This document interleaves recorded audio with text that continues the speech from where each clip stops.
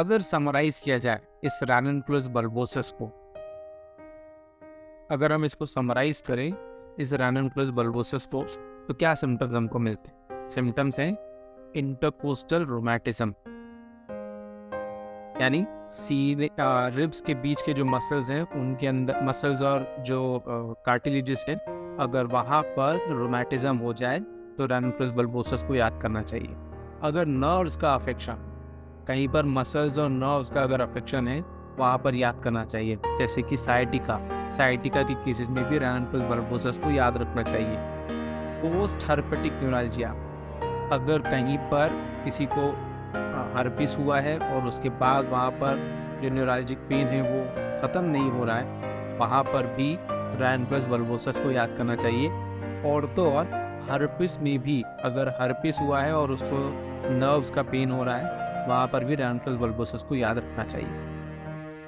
अब अगर किसी को हर्पिस होता है या किसी को नर्व्स के ऊपर अफेक्शन होता है, तो वहाँ पर किस प्रकार के पेन हो सकते हैं? वहाँ पर बर्निंग हो सकता है, शूटिंग हो सकता है, स्टिचिंग हो सकता है, और ये तीनों ही तरीके के पेन हमको देखने को मिलते हैं। हर्पिस की ही तरह हर्पिस में छोटे छोटे वेसिकल्स देखने को मिलते हैं, और एक बीमारी और होती है बुल्लस फेम्फिगस। इस बुल्लस फेम्फिगस में ये जो वेसिकल्स होते हैं इनका साइज थोड़ा सा बड़ा होता है, जिसको कि हम बुल्ले कहते हैं। तो बुल्लस फेम्फिगस में जैसे जलने के बाद जैसे छाले पड़ जाते हैं, उतने बड़े बड़े छाले पड़ जाते हैं, तो वहाँ पर भी रैननकुलस बल्बोसस को याद रखना चाहिए।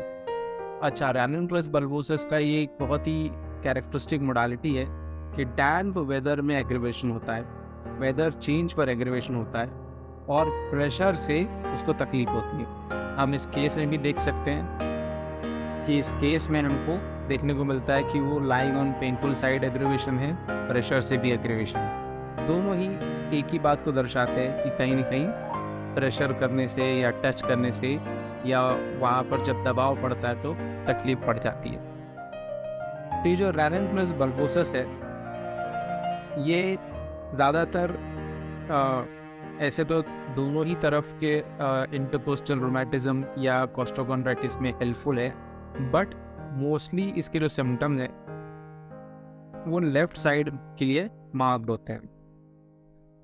तो इसके अंदर एकदम जैसे डंक मारने की तरह दर्द होता है, जैसे किसी मच्छर ने काट लिया हो, या कह सकते हैं जैसे किसी का स्टिंग लग गया हो किसी जानवर का, तो डंक मारने की तरह दर्द होता है और अकड़न की तरह दर्द होता है। तो जब ये सांस लेते हैं तब भी, जब ये सांस छोड़ते हैं तब भी, दोनों ही समय में इनको दर्द का एहसास होता है।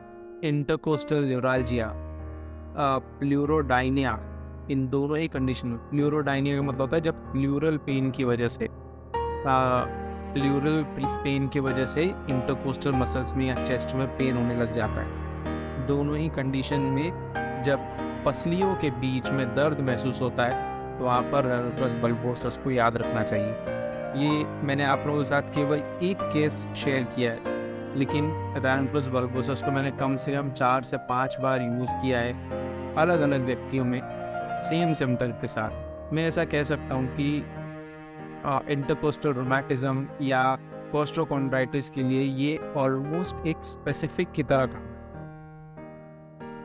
तो जैसे कि मैंने बताया कि इसके जो सिम्टम्स हैं वो जनरली राइट साइड से ज़्यादा लेफ्ट साइड में ज़्यादा प्रोमिनेंट होते हैं, और इनकी जो मोडालिटी है कि वो बरसात में या ठंडी के मौसम में, या जब मौसम में चेंज होता है, जब वेदर चेंज होता है, उस वक्त इसके अंदर तकलीफ बढ़ जाती है, और सीने में बिल्कुल किसी कांटे के गड़ने की तरह, जैसे कोई कांटा चुभ गया हो, उस तरीके का स्टिचिंग पेन वहाँ पर महसूस होता है।